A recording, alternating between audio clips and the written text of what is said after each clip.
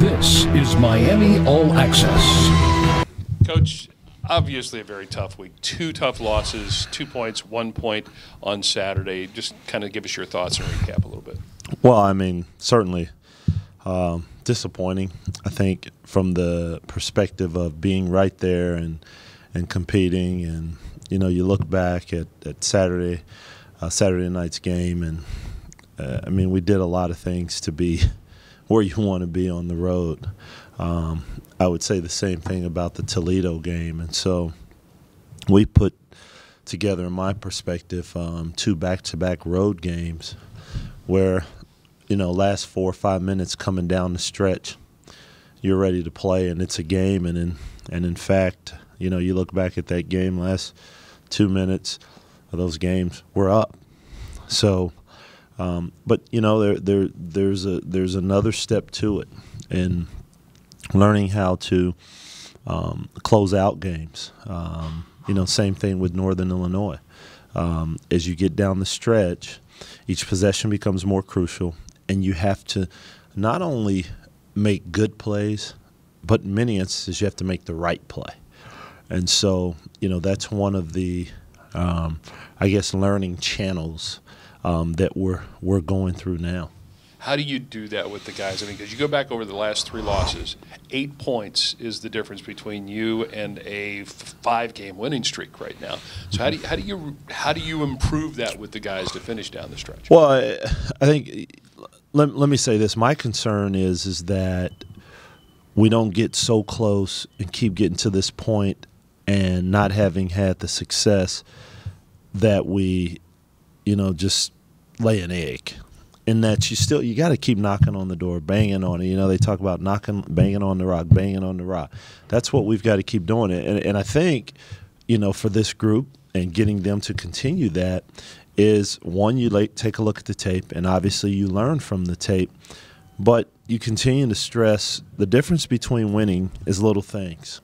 And as I always tell them, little things not done add up to big things. You know, little things done add up to big wins. And so, you know, you hang in there, you compete, you bring it every day in practice, and make no mistake about it, it's hard after a game like that and having to come back into practice the next day. Giovanni showed up this week, really added a lot to the team with his play this week.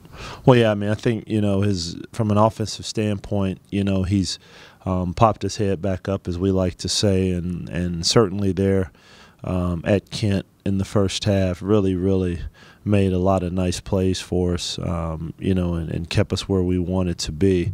But is absolutely, you know, playing better. And you know, I think as you look at our team, we certainly have to have that production, but now we also have to make sure that we're getting that same kind of production on the defensive end, and not just Giovanni, but from a team concept, in that everyone is on the same page, you know, every possession. We've had, you know, 2 tough losses in that, you know, you go back to Northern Illinois, we give up a 3 to a shooter late in the game, a mental breakdown, and then the same thing happens at Kent, another mental breakdown. And the thing is that, you know, those kids didn't miss the shots. They stepped up and made them, and we paid for it. Yeah.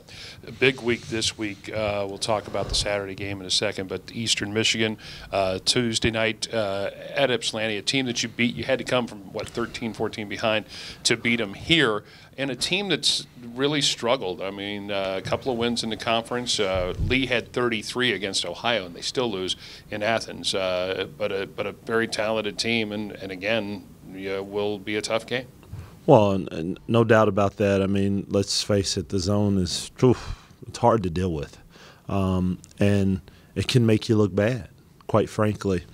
Obviously, if you take a look at Eastern, you know, they won their couple games at home. They're a better team at home thus far than they have been on the road. And, you know, it goes to show you how fine of a line there is, because, you know, coming into conference play and starting, I think Eastern's maybe 12-1, 12-2. I can't remember, something like that, but had really shown that they could play with anyone and go in and beat Michigan at Michigan there in Ann Arbor.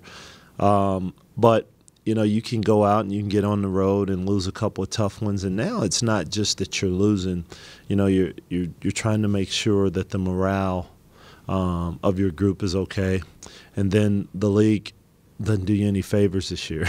I mean, it's just knock down, drag out all throughout the league. And you have a loss like you had where at one point to us where they were up 25. And then I think there was a point they were up 19 in the second half. The morale of kids is just the ebb and flow is just all over the board.